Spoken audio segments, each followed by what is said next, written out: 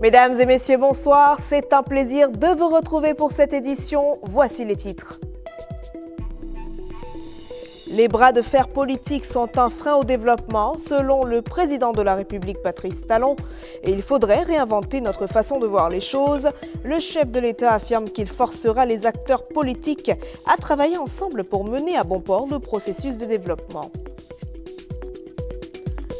Dans le département du Zou, plus précisément à Covey, un projet est en pleine expansion pour une unité moderne de transformation de riz. À l'initiative de ce projet, la coopérative de transformation du riz et autres produits agricoles d'Agonlin. Où en sont les travaux? Les détails dans quelques instants. Grâce à une passerelle unique entre Ouidah et les États-Unis, des jeunes béninois ont eu l'opportunité d'obtenir un stage de formation afin d'en savoir plus sur l'escrime. Nous l'annoncions il y a quelques instants, les bras de fer politiques sont un frein au développement. Selon le président Patrice Talon, il faut réinventer notre façon de faire les choses. C'est une exhortation du chef de l'État aux jeunes. Patrice Talon invite à tracer donc la ligne entre la contestation voilà, et la construction. Regardez. Je voudrais que vous soyez, vous les jeunes, les porte-paroles de notre cri commun. Et que nous devons, dans tous les cas, aujourd'hui que le monde est difficile, mais que nous voulons satisfaire nos besoins, nous voulons développer, que nous puissions unir nos voix, nos talents, nos compétences, pour nous développer, au lieu de dire que moi je suis UP, je suis BR, je suis ceci et consort.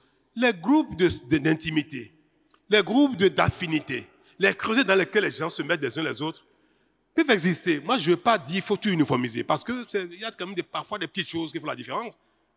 Et même, c'est même mieux quand on se dit, je suis dans un camp opposé à toi, on va discuter des mêmes choses. Mais chacun a son groupe d'intimité et d'affinité. Il faut que ces groupes-là ne s'appellent plus opposition, mouvement, minorité. On va trouver les mots qu'il faut pour les qualifier. On va réinventer, nous, notre façon d'exister au Bénin, que ce soit conforme à nos besoins, au lieu d'imiter les gens. D'utiliser des mots qui, pour nous, ne veulent rien dire. On peut être au Parlement, être 109 députés, être tous du même parti, ou de 2 partis ou 3 partis, mais parler de manière technique, intellectuelle, pertinente, sans que ce ne soit la critique stérile, la critique politique, politicienne. Si on réussit ça, je vous assure, en 10, 15 ans à venir, 20 ans, nous allons transformer le Bénin. La bagarre politique est un frein. Ce qui est bon, l'autre va dire c'est pas bon, ne faites jamais ça parce qu'il est juste de la contestation politique. Je vais donner un exemple. Nous disons qu'il faut que nos matières premières restent au Bénin pour être transformées. Nos matières premières, si ça continue de partir au Vietnam, si ça continue de partir au Bangladesh, en Chine et consorts pour être transformées, nos matières premières vont créer des millions d'emplois. Nos matières premières vont entretenir des millions d'emplois chez eux. Faisons en sorte qu'on les transforme ici. Est-ce que ça, c'est idéologique? Est-ce que ça, c'est BR? C'est UP? C'est démocrate? Mais non, ça n'a rien à voir avec un parti politique. Mais puisque dans tous les cas, il faut que ceux qui sont là partent pour que d'autres prennent le pouvoir, les gens vont dire ça là, c'est pas bon. Donc, aux populations, ne faites jamais ça. C'est très mauvais, juste parce qu'on fait la contestation politique. Et ça nous arrière. Cet exemple-là est dévastateur. Faites de dire aux populations, refusez, ne faites pas ça, parce que nous sommes seulement dans un langage politique, mais à la limite même une faute. Moi, ma prière, c'est qu'à l'occasion des élections ou après les élections, vous puissiez travailler ensemble, les uns les autres. UP, BR, démocrate, restaurer l'espoir, tout ce monde-là. S'il y a des talents quelque part, on allait chercher. S'il y a de la bonne réflexion quelque part, on allait chercher. Qu'au Parlement, il y a une autre ambiance de travail. Et qu'on change même ces règles-là, qui parlent d'opposition, tout ça là, mais qui est la contradiction quand même. Mais parfois, on peut être simplement, on peut être même dans le même creuset. Moi, je l'observe, des fois, les débats sont houleux au gouvernement. Parce qu'on n'est pas d'accord sur la compréhension des choses. On n'est pas d'accord sur même la stratégie. Donc, il faut éviter qu'il y ait des gens qui détiennent à eux seuls tout le pouvoir de décision. Il faut créer les conditions de débat au Parlement, à l'exécutif, dans les institutions de la République, pour qu'il n'y ait pas de superpuissants. Le pouvoir politique est incarné par une personne. La mouvance, c'est ceux qui le soutiennent. L'opposition, c'est ceux qui ne le soutiennent pas. Vous voulez que voilà la vie d'un pays qui tient simplement à une personne où on est opposant ou mouvant selon que le soutient ou ne le soutient pas. Tout le pays est fonction de ça. Ce n'est pas bon ce système-là. Il faut qu'on invente autre chose au Bénin. Le président Patrice Talon promet qu'il forcera les acteurs de la classe politique à travailler ensemble pour mener à bon port le processus de développement du Bénin. Le test de la maturité démocratique qui invite à gouverner autrement. C'est une façon pour moi de vous exhorter à rentrer dans une réflexion prospective, constructive, évolutive, novatrice. Pour que notre modèle politique des années à venir ne soit plus dans ce cliché qui, en définitive, le cliché est dépassé, inefficace.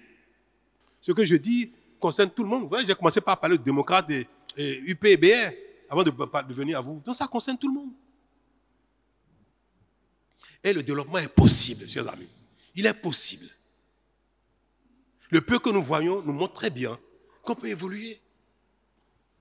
Et demain, je veux vous voir, vous, M. Mitokwe, même si le prochain président UP ou BR, s'il n'est pas démocrate, au cas où, vous serez peut-être ministre dans ce département-là, dans ce régime peut-être de demain. Pourquoi pas? Parce que vous êtes un homme engagé. Et c'est suffisant. Vous participez à l'action publique. C'est suffisant. Le modèle politique, le code électoral qui est en cours, qui serait chrysogène, qui instaure un modèle qui force les uns les autres à être ensemble pour faire le moins, pour que tout le monde soit dans la même creusée. 1, 2 ou 3 creusets. Allez, on est tous ensemble. Et puis, le débat a lieu au sein des creusets. On peut être de la même famille et compétir. Et se contredire. Être dans le même creuset ne veut pas dire qu'il n'y a plus de critique, qu'il n'y a plus de débat, qu'il n'y a plus de contradiction, qu'il n'y a plus de compétition. La critique, le débat, la contradiction, la compétition peuvent être préservés même si nous sommes dans le même creuset. Donc le fait qu'au Parlement, il n'y ait que 1 ou 2 ou 3 creusets, ce n'est pas un problème, pourvu qu'il y ait des débats. C'est tout. C'est ça, l'âme d'un pays. Dynamique. On remet en cause chaque fois nos convictions pour finir par choisir la meilleure stratégie, la meilleure action. Et c'est dynamique. Et tout le monde peut contribuer à ça. Nous allons aller aux élections avec les tests existants et vous allez voir que ça se passera très bien. Monsieur Mitokwe, si vous n'étiez plus député, vous pouvez retourner au Parlement avec ces mêmes lois-là. Parce que ces lois vous forcent à rester ensemble. Et je l'ai dit, si on avait changé ça, les démocrates aujourd'hui seraient coupés en 2 ou en 3. Les contradictions qu'il y a chez vous, les histoires qu'il y a chez vous, la guerre qu'il y a chez vous, s'il n'y avait pas cette loi-là, les démocrates auraient déjà été divisés en 2 ou en 3. C'est pareil, BAUP. S'il n'y avait pas cette loi, ces partis auraient déjà tous explosé. Cette loi, vous êtes ensemble, ce n'est pas facile. Vous divisez, vous êtes morts. C'est ça l'intérêt. Si on touche à ça, les partis vont exploser. Là, chacun peut faire son chemin à part. Oh, nous voulons que les gens soient ensemble. C'est pour ça qu'il faut promouvoir cette loi-là. Il faut l'expliquer aux gens. C'est dur, mais c'est dur pour tout le monde. C'est dur pour tout le monde. Non, je ne sais pas quel est le parti qui est sûr de satisfaire toutes les conditions ici. Aucun parti n'est sûr de satisfaire les conditions. Aucun. Monsieur le Président, parce que le parti Les Démocrates n'a pas la parade. Les 2 autres partis ont la parade. En fait, c'est ça l'injustice que nous dénonçons le plus. Mais bon, c'est ça. Oui. Mais signer avec eux. Vous savez que c'est pas possible. La parade, c'est quoi? C'est pas disparaître. Hein? La parade, c'est pas disparaître. Hein? Vous savez ce qu'il a dit? Si les 2 UPBR signent un accord que après les élections, on va travailler ensemble. C'est tout ce que la loi demande. La loi dit, après les élections, ceux qui vont dire, après les élections, on va travailler ensemble, on peut compter leur voix ensemble. C'est une déclaration citoyenne. C'est une déclaration citoyenne qu'après les élections, nous allons gouverner ensemble. Pourquoi vous ne voulez pas gouverner avec d'autres si vous gagnez les élections? Pourquoi? À quoi ça vous gêne de gouverner avec BR si vous gagnez? Si lui gagne, vous pouvez gouverner ensemble. Vous pouvez au Parlement travailler ensemble. Donc c'est une loi qui dit simplement qu'après les élections, il faut que les gens s'engagent à dire élections finies, on travaille ensemble. Et vous refusez ça? Aujourd'hui, c'est un langage de vérité. Je sais que je vais laisser un héritage différent. Je veux forcer les Béninois à travailler ensemble. Je veux vous forcer à être jeunes du nord, du sud, de l'est ou l'est, de BAUP, n'importe quoi. Je veux vous forcer à travailler ensemble. Vous voulez faire la politique? Vous allez travailler ensemble.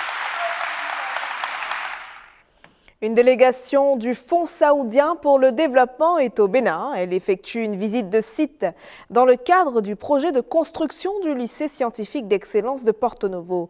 Un projet cher au gouvernement du président Patrice Talon. Reportage. Porto Novo, capitale politique du Bénin. C'est dans cette ville et plus précisément dans les locaux du lycée Béanzin que sera construit le tout premier lycée scientifique d'excellence du Bénin. Une école spécialisée essentiellement dans les sciences, la technologie et la technique. Un programme phare de l'action du gouvernement. C'est un projet qui fonde beaucoup d'espoir pour l'avenir. Ce lycée, nous voulons que ce soit vraiment une référence à l'échelle de l'Afrique. Ce lycée doit mobiliser tous les efforts pour que ce soit vraiment le joyau même de l'excellence du Bénin dans le domaine de la science et de la technologie. On vient de parcourir ce site qui est très vaste et qui comporte non seulement la construction des bâtiments, des amphithéâtres, des laboratoires et des consorts, mais également des résidences. Et on doit tout faire pour que ce projet réussisse pour l'honneur de la coopération entre le Bénin et l'Arabie saoudite, mais l'honneur du chef de l'État, le président Patrice Talon. Parce que c'est lui le cerveau vraiment qui réfléchit sur ce qu'il y a de plus beau pour le Bénin. Le projet de construction du premier lycée scientifique d'excellence du Bénin est cofinancé par le gouvernement béninois et le Fonds saoudien pour le développement. Nous sommes très contents de faire cette visite à l'endroit où il aura, Inch'Allah, bientôt le lycée scientifique qui est financé par un prêt de Fonds saoudien de développement d'un montant de 40 millions de dollars. Là, on va lancer l'appel d'offres des consultants bientôt. Et Inch'Allah, les nouveaux étudiants, ils vont, Inch'Allah, ils auront de nouveaux souvenirs dans un bel endroit comme le lycée scientifique, nouveau lycée scientifique. Je commencerai donc par exprimer au nom du chef de l'État notre profonde gratitude, nos sincères remerciements aux autorités du Fonds saoudien de développement qui a pris fait et cause pour cette idée de construire un lycée scientifique d'excellence et qui, depuis la signature de l'accord de prêt, suit le projet au pas de charge. Au Bénin, le Fonds saoudien pour le développement cofinance aussi d'autres projets. Alors nous avons comme premier projet le projet de programme de fourniture d'eau du gouvernement saoudien. Ce programme est en cours, les appels d'offres sont lancés depuis Riyad et il y a deux villes, deux communes qui sont identifiées pour en bénéficier, à savoir Grand Popo et puis Poso-Tomé, dans un premier temps. Il y a un projet d'électricité très important financé à hauteur de 50 millions de dollars, donc près de plus de 30 milliards de francs CFA, par le gouvernement saoudien. Et il y a des communes du Nord qui sont identifiées, les études sont déjà engagées. Cette mission du Fonds saoudien au Bénin va permettre d'échanger autour du planning d'exécution de tous les chantiers en cours. Fard Kassi Germain Torwenou, premier au baccalauréat 2025 au Bénin, a été honoré lundi par les acteurs de l'enseignement et les autorités de la ville de Parakou. En gratifiant le nouveau bachelier, ils reconnaissent à travers ses résultats exceptionnels les fruits des réformes du gouvernement. Dans le secteur de l'enseignement, Abdoulafou Idrissou et Abdoulaye Moumouni Yakoubou pour les précisions. Fard Kassi Germain Torwenou, premier au baccalauréat 2025, reçoit des mains du ministre conseiller Rachidi Gbadamassi ce don d'ordinateurs de dernière génération adaptés aux études en ingénierie, informatique et architecture conformément à ses aspirations. À l'unanimité, les acteurs de l'enseignement saluent une performance exceptionnelle. Mathématiques 20 sur 20, TCT 20 sur 20, SBT 20 sur 20, anglais 19 sur 20, français 13 sur 20 et philosophie 16 sur 20, soit une moyenne de 18,66 sur 20. Ces jeunes ici présents ont su faire preuve de rigueur, de discipline et d'un engagement constant tout au long de leur parcours. Votre parcours est une source d'inspiration pour nous tous, en particulier pour les promotions qui viennent après vous. Nos sincères remerciements au chef de l'État, son Excellence M. Patrice Athanase Guillaume Talon, pour les réformes courageuses dans le système éducatif béninois. Au-delà de l'excellence d'un candidat, acteurs et autorités félicitent l'excellence des réformes du secteur de l'enseignement au Bénin, porteuses des résultats impressionnants enregistrés. Nous célébrons l'excellence de notre fils. Nous célébrons également les réformes du gouvernement de la rupture de son excellence le président Patrice Talon dans le secteur de l'éducation, qui ont permis de stabiliser le calendrier scolaire, de nous sortir de la hantise des grèves perlées et sauvages.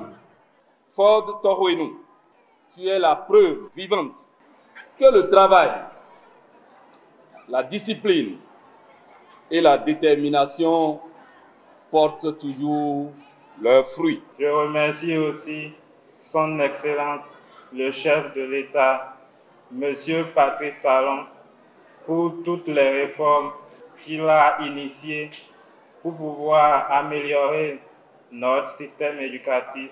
L'autorité communale dote également le nouveau bachelier d'une moto neuve. Ses meilleurs enseignants reçoivent des prix ainsi que ses challengers du collège ayant obtenu la mention très bien au baccalauréat 2025.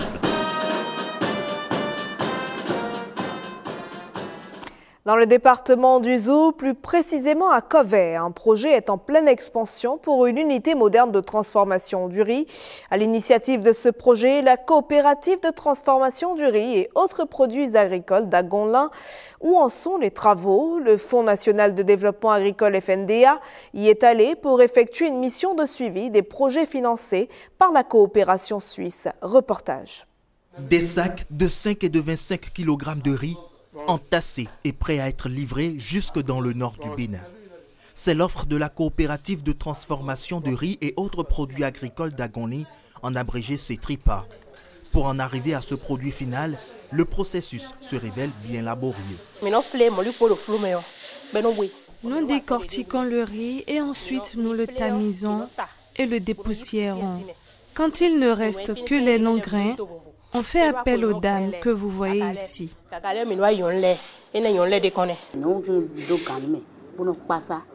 Quand nous prenons les longs grains, nous tamisons encore et retirons le paddy et toutes les saletés. Ce qui nous est plus difficile, c'est le tri à la main. S'il y avait une machine, nous serons plus soulagés. Ces souffrances vont bientôt être du passé. La coopérative ambitionne la construction d'une unité de transformation.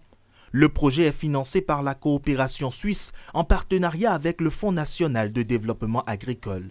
Dans le projet, nous avons demandé une trieuse, une épierreuse et un élévateur. Avec ce projet, nous ambitionnons faire plus de 200 tonnes contrairement aux 144 de l'année passée. En mission de contrôle ce matin-là, l'équipe du FNDA constate des travaux déjà exécutés à hauteur de 30%, mais toutes les commodités ne sont pas contenues dans le plan. Par exemple, il n'y a pas de vestiaire, donc quand les gens arrivent, on ne sait pas comment ils vont se déshabiller pour rentrer bien sûr donc là dans la salle de transformation. Il n'y a pas de bureau, il y a donc là beaucoup de choses, il n'y a pas de forage, il n'y a pas de clôture qui soit prévue. Mais je comprends que, vu bien sûr donc là le montant de subvention qui leur a été alloué, ils ont juste voulu se consacrer donc là au minimum pour rester dans cette enveloppe-là. Mais il faut quand même faire des choses bien, comme c'est ça le mot d'ordre bien sûr donc là de notre chef d'État. Il faut voir. La coopération suisse et le FNDA soutiennent ce projet à hauteur de 29 millions de francs CFA. Un recensement exhaustif des commodités à rajouter au plan est prévu afin de faire de cette unité de transformation l'une des plus modernes dans la région d'Agonlin. Et voilà pour la coopérative de transformation du riz et autres produits agricoles d'Agonly. Nous poursuivons avec donc l'information dans ce journal au cœur des priorités agricoles du Bénin, le riz et culture maraîchère. Pendant 4 jours, producteurs, transformateurs et autorités ont échangé autour de ces 2 filières stratégiques. Objectif, dresser le bilan à mi-parcours de la campagne agricole en cours et mieux planifier la suivante. Une étape décisive pour renforcer la sécurité alimentaire et soutenir l'économie nationale.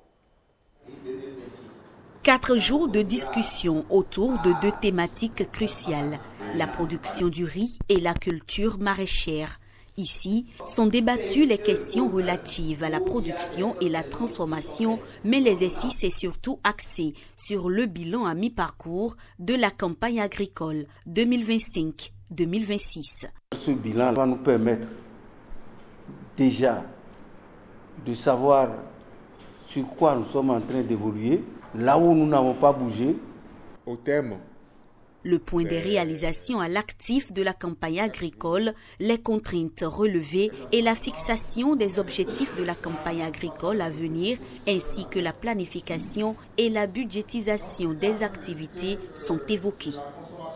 Nous savons que la filière riz a beaucoup de challenges. Alors nous pensons qu'avec les fonctions des ATDA, les différents appuis, nous souhaiterons qu'il y ait une flexibilité. Ces assises ont aussi permis aux différents acteurs d'élaborer les plans de campagne 2026-2027 des 2 filières. Nous devons renforcer les énergies sur différents axes, en l'occurrence l'apport aux intrants, l'accès aux intrants des producteurs, de tous les acteurs, les questions d'aménagement.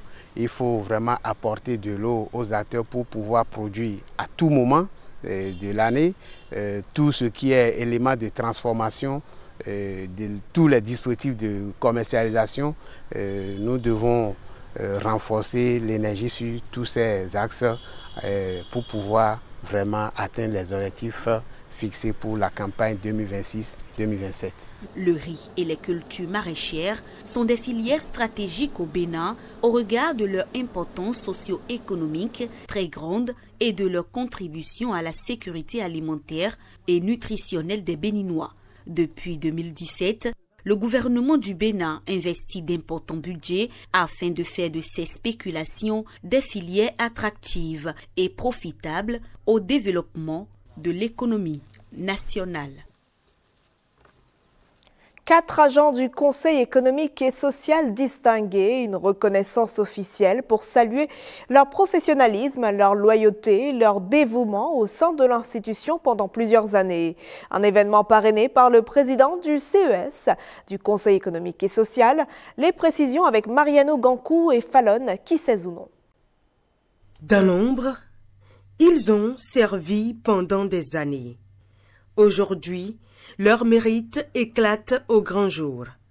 Parmi les 4 agents, elle est faite chevalier de l'Ordre national du Bénin. Et pour ces 3, un grade de chevalier de l'Ordre du mérite social. Une distinction qui témoigne de la reconnaissance de l'institution pour leur contribution au rayonnement du CES et par ricochet à celui de la nation. Au-delà de cette cérémonie, la vie pour chacun va reprendre son cours, bien entendu. Mais vous l'avez compris, cette vie ne sera plus comme avant, parce qu'elle est désormais marquée d'un sceau, le sceau de l'honneur de la République. Elle ne sera plus ordinaire parce que être reçu dans les ordres nationaux appelle des responsabilités à la tête desquelles figure l'exemplarité, l'ardeur au travail et surtout l'amour pour la patrie. Nous recevons cette reconnaissance avec humilité, mais aussi avec conscience aiguë de la responsabilité qu'elle nous confère. L'honneur, en effet, est une charge. Et nous nous engageons avec détermination à continuer de le mériter, à ne jamais trahir la confiance placée en nous. Bien au contraire, cette distinction nous élève, nous inspire et nous pousse à redoubler d'efforts. Derrière donc chacune de ces médailles une histoire de dévouement et un message fort. Le mérite et l'exemplarité se récompensent toujours. Les ouvrages d'aménagement et de stabilisation de la berge sud du fleuve Mono à Bécon, officiellement réceptionnés mardi, ce qui marque une étape importante pour l'amélioration de l'accessibilité au site du 10 janvier à Avlo et pour la résilience des communautés locales. Victorine Bondé et Bernold Jogbé. Une joie débordante. C'est l'expression de ces chants et danses de l'ère culturelle à Diatado. Ils sont exécutés pour témoigner un soulagement. Les ouvrages d'aménagement et de stabilisation de la berge sud du fleuve Mono achevés et réceptionnés. Nous avons la stabilisation de la berge par un double tapis en enrochement. Un tapis inférieur et un tapis supérieur. Nous avons réalisé la consolidation de la protection de la berge par du génie végétal composé de 3 espèces principales. La réhabilitation sur 8,5 km de la piste Grand Popo Bécon à Vlo, assortie d'un parking pouvant accueillir plus de 50 véhicules au point terminal de la piste. Nous avons procédé également à la rénovation de ce site sur lequel nous sommes en ce moment, le site emblématique de la place du 10 janvier. Nous avons en outre procédé à l'installation de 14 lampadaires pour apporter un peu plus de lumière à la commune. Un projet qui vise à protéger les populations riveraines contre les effets de l'érosion fluviale et à promouvoir un développement durable dans la zone. Les travaux que nous livrons aujourd'hui, bien que techniques, traduisent un impact tangible à travers une sécurité accrue pour le bien et les personnes et la préservation d'un patrimoine naturel et culturel inestimable. Depuis plusieurs années, les berges du fleuve Mono sont soumises à une forte érosion, à la fois marine et fluviale, au niveau du village Bécon en général et de la place du 10 janvier en particulier. J'ai été informé de cette situation critique et de la nécessité d'intervenir en toute urgence. La décision, à partir de l'heure où j'ai eu l'information, n'a pas fait 24 heures. C'est la marque de la gouvernance du président Talon. J'ai pris fonction le 3 juin 2021, à un moment fort où l'inondation frappait durement tout le département. Monsieur le ministre, avec le dispositif opérationnel que vous avez mis en place depuis ce moment, le Mono n'a plus jamais connu d'inondation. Je suis profondément reconnaissant. La coupure du ruban et une prière de bénédiction du chef des cultes vaudous de Grand Popo ont immortalisé la remise officielle de ces ouvrages à la mairie de Grand Popo. L'Église du christianisme céleste se prépare pour le 40e anniversaire du souvenir de la vie de son fondateur. Elle a procédé ce week-end à son siège mondial à Porto Novo à l'installation des membres du comité d'organisation des festivités. Reportage Vitis à Jorge et Miché Elegbert. Du 13 au 19 octobre 2025, l'Église du christianisme céleste marquera d'un cachet spécial le 40e anniversaire de décès du prophète pasteur fondateur Samuel Bileu Joseph Oshofa. Une commémoration est prévue à cet effet. L'organisation est confiée à un comité technique officiellement installé à cette rencontre. Cette commémoration revêt une importance capitale pour notre communauté mondiale, car elle nous offre l'opportunité unique de témoigner publiquement de la grandeur de l'œuvre accomplie et de transmettre cet héritage précieux aux générations futures. La mission qui vous est confiée aujourd'hui n'est pas ordinaire.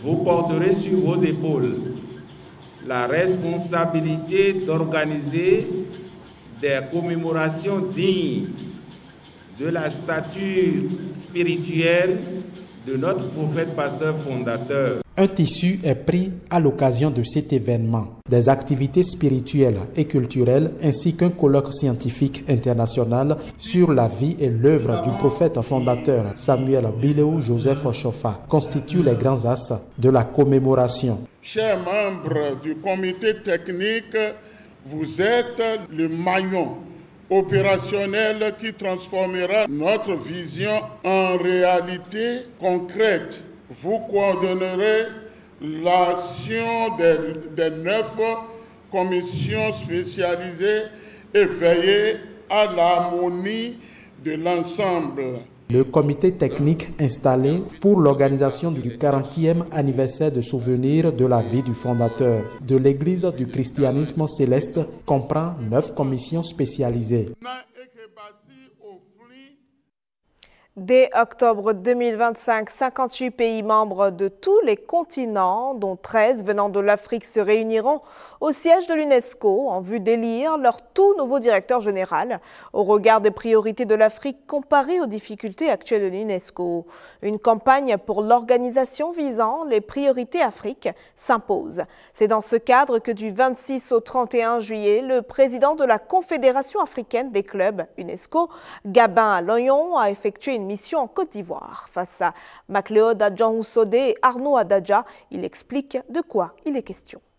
C'est le Bénin qui assure le lead au plan africain. C'est la raison pour laquelle le Bénin a conduit la dite mission. Une mission conduite avec beaucoup de succès au nom des fêtières nationales pour l'UNESCO en Afrique sur Yamoussoukro via Abidjan.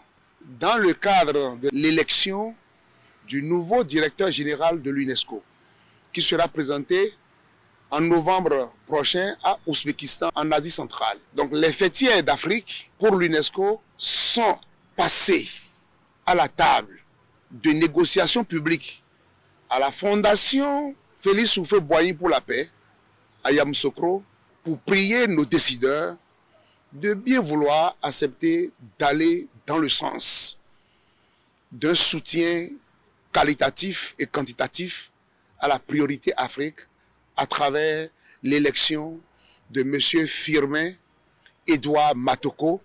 L'UNESCO, de nos jours, avec ses problèmes, a besoin de sachants, de carriéristes maison. Et Edouard Firmin Matoko est l'homme qui incarne cette situation et pourra apporter les solutions indispensables à la relance. Nous intervenons ici en nous adressant avec le respect qu'il faut au groupe Afrique à l'UNESCO, Congo-Brazzavillois, et à la tête le ministre des Affaires étrangères.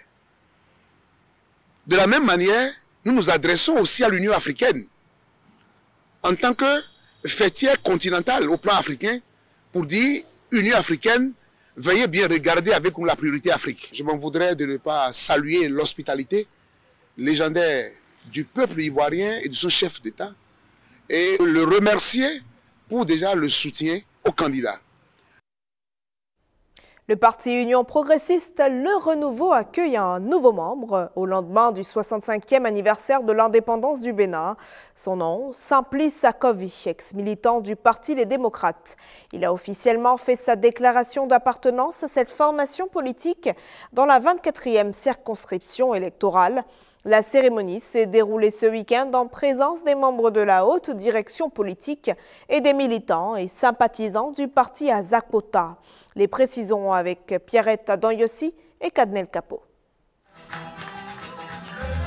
L'adhésion est ainsi actée. Simplice Akovi fait majestueusement son entrée dans la grande famille du baobab auréolé d'arc-en-ciel.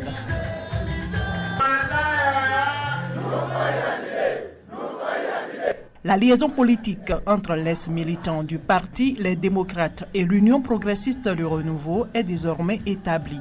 Notre choix d'adhérer à l'UP Le Renouveau est libre et justifié par des motivations personnelles. Nous sommes convaincus que l'UP Le Renouveau incarne les valeurs et principes de démocratie interne. Impressionné par les idéaux de l'Union progressiste Le Renouveau, Simplice Akovi et ses pairs choisissent d'évoluer au sein de cette formation politique pour la suite de leur combat politique. Un choix qui intervient à la veille des élections générales de 2026. Nous, membres de la section communale des Akota, nous accueillons les bras ouverts notre camarade Simplice Akovi. Nous l'accueillons d'autant plus que lui-même a compris que les valeurs et principes que prône le parti, que ça répond plutôt à ses aspirations. Au nom du président de notre parti politique, le professeur Joseph Fifame Djogbenou, souhaiter la bienvenue à notre nouveau camarade. L'Union progressiste Le Renouveau est désormais sa maison à lui.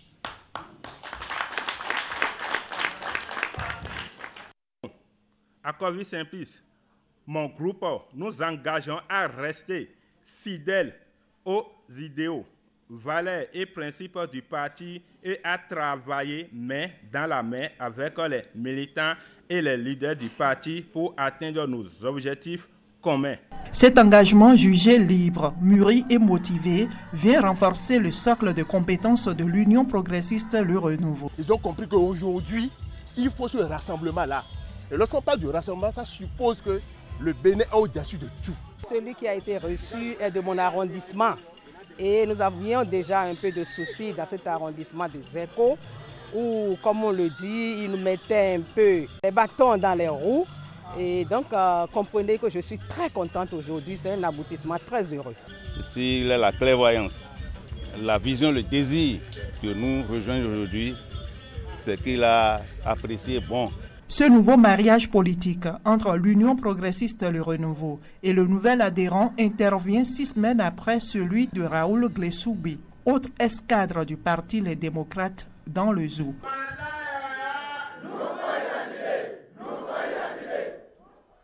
Poser un regard sur les défis énergétiques et environnementaux, tel est l'objectif poursuivi par les promoteurs de éco-énergie renouvelable ce mercredi à Cotonou.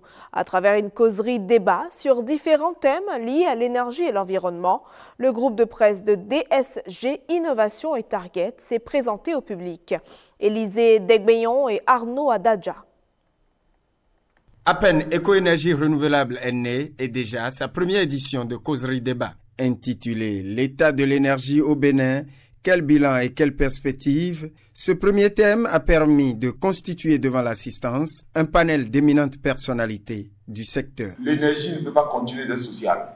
Si l'énergie continue d'être sociale, elle va continuer de coûter cher. Il faudrait que l'énergie vienne booster le développement économique du pays réellement. D'ici 10 ans, nous pouvons devenir un pays exportateur. Je l'ai dit tout à l'heure, je ne l'ai pas dit pour faire du langage politique, non. Je le dis en tant qu'ingénieur, en regardant les données, l'évolution des choses. Les communications en matière d'énergie et d'environnement sont très rares. Parfois, on obtient des informations, n'est-ce pas, des presses étrangères.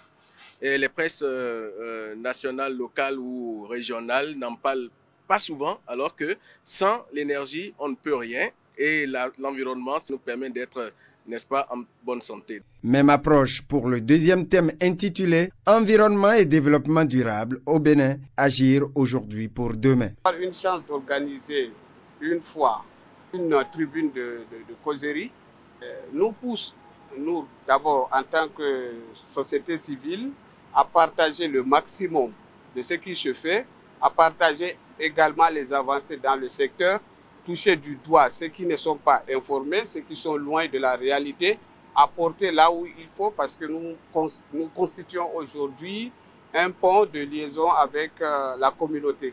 Spécialisé dans la promotion des énergies renouvelables et des pratiques durables, Éco-énergie renouvelable, à travers diverses communications, compte toucher sa cible avec sa web TV et son magazine. Direction Ouida, à présent, grâce à une passerelle unique entre cette ville et les États-Unis, de jeunes Béninois ont eu l'opportunité d'obtenir un stage de formation afin d'en savoir plus sur l'escrime. Voici le regard de Hugues Zinsou Zounon sur une aventure qui ne fait que commencer avec une jeunesse déterminée. Après plusieurs jours d'entraînement intensif, jeunes escrimeurs béninois et maîtres d'armes internationaux célèbrent ensemble cette expérience unique. Parmi les protagonistes, Ruth Mound, Alessia Anthony et Kathleen Tso, 3 jeunes dames américaines passionnées, ont partagé leur savoir-faire avec la relève béninoise. Les Américains ont su compartimenter pour nous apprendre le maximum. Et j'avoue, je remercie beaucoup la Fédération béninoise d'escrime de nous avoir permis de participer à cette formation. Ce stage a été vraiment intéressant avec le partenariat avec le Bénin. Pendant ces 7 jours, j'ai appris à parer les attaques et à me déplacer encore plus vite. La cérémonie a aussi été marquée par des assauts spectaculaires entre les maîtres d'armes. Daryl Homer, médaillé d'argent aux Jeux de Rio 2016, Khalil Thompson, sabre olympique de Tokyo 2020, les escrimeurs béninois et ivoiriens. Nous avons pris part à ces 7 jours de formation avec beaucoup d'enthousiasme et nous estimons que nous repartons pleins de savoir et de savoir-faire. Un moment fort, la découverte de l'escrime par l'ambassadeur des États-Unis au Bénin, venu à la clôture. Son intérêt souligne l'importance diplomatique de ce projet sportif. C'était très impressionnant ce que nous avons vu. Pour moi, je ne connais pas très bien ce sport. Ce que j'ai vu à l'escrime à la télévision pendant les Olympiques. Mais vraiment, j'ai beaucoup appris. Dans une ambiance festive, les responsables de la fédération ont également partagé un moment inoubliable au musée de la Fondation Zinsou de Ouidah, symbole de créativité et de dialogue culturel. L'année dernière, Ruth avait 16 ans quand elle était avec les jeunes béninois qu'elle découvrait pour la première fois. Et en même temps, elle a porté tout de suite sa tenue d'escrime. Au-delà du pont qu'elle a créé, c'est une main tendue au développement de l'escrime. À Ouidah, sabre en main, la jeunesse trace un chemin d'espoir et d'amitié entre 2 continents. Ce stage restera un symbole fort de collaboration et de passion partagée. Ils ont bravé la pression, la fatigue et le public du camp adverse. Pour offrir au Bénin une médaille, les jeunes escrimeurs repartent avec la médaille de bronze, mais leur victoire a tout d'un exploit en or. Retour sur les derniers exploits de la délégation béninoise aux Jeux africains scolaires, récit signé Augustin Baudou et Hospice Métoli. Du bronze au goût d'or pour les jeunes épéistes béninois. Face à l'Algérie, pays hôte, la médaille de bronze s'est arrachée dans la douleur au bout d'un duel haletant.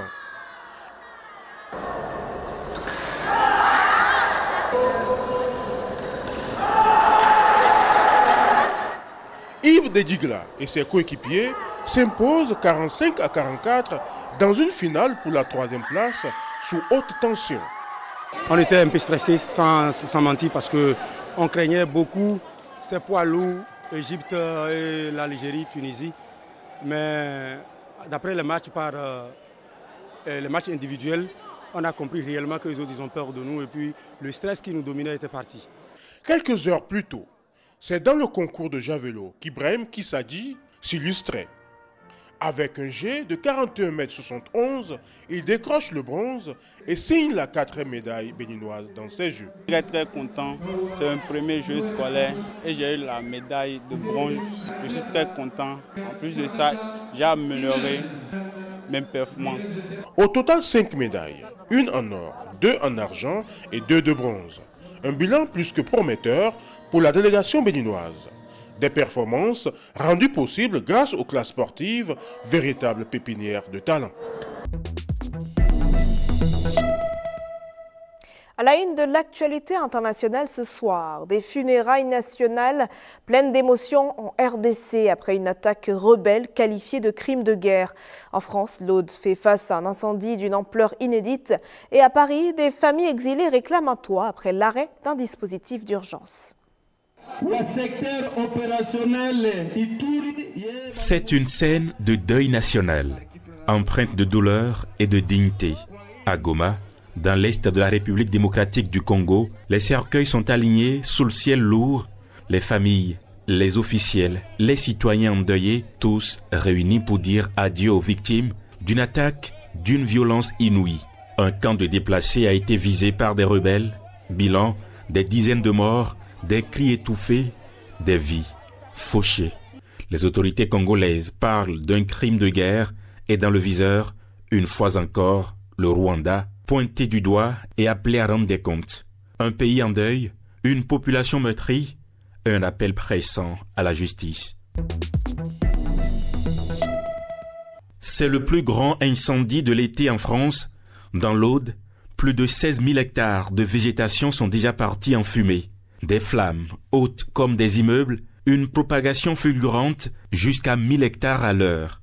Le feu court sur 90 km de lisière. Un pompier est mort, 13 autres ont été blessés. Face à cette fournaise, 2100 sapeurs-pompiers sont mobilisés et des dizaines d'appareils aériens. Le Premier ministre François Bayrou parle d'une catastrophe d'ampleur inédite, conséquence directe du changement climatique et de la sécheresse extrême. L'État annonce un renforcement des moyens dans les prochaines heures, mais déjà, le brasier a laissé une empreinte dévastatrice.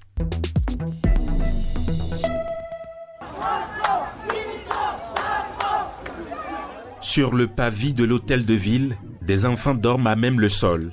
Plus de 200 familles et femmes venues trouver refuge dans la capitale et livrées à la rue. Depuis mardi, l'association Utopia 56 a suspendu son dispositif d'hébergement d'urgence débordé par le manque de place et de moyens humains. Alors, ces exilés n'ont eu d'autre choix que d'occuper l'espace public. Nous sommes à Paris, leur message est clair, c'est à l'État de trouver une solution à l'ombre des institutions, ces vies précaires. Réclame-toi et un peu d'attention. Et voilà, mesdames et messieurs, c'est la fin de ce journal. Mais restez avec nous pour la suite de nos programmes. À 21h, en nouvelle diffusion, la série Litapo. À 21h30, un documentaire sur la sécurité sanitaire des aliments sur les traces du contrôle. À 22h, un documentaire à quoi sert l'ambulance. Les ambulanciers ayant reçu les meilleures formations au monde vont pourtant devoir faire face sur le terrain à des situations psychosociales qui ne nécessitent ni trousse d'urgence, ni brancard. À 22h30, votre magazine Les Maternelles d'Afrique. À 23h, annonce nécrologique. Et à 23h30, votre édition du soir. Très bonne suite de programmes sur Bénin TV.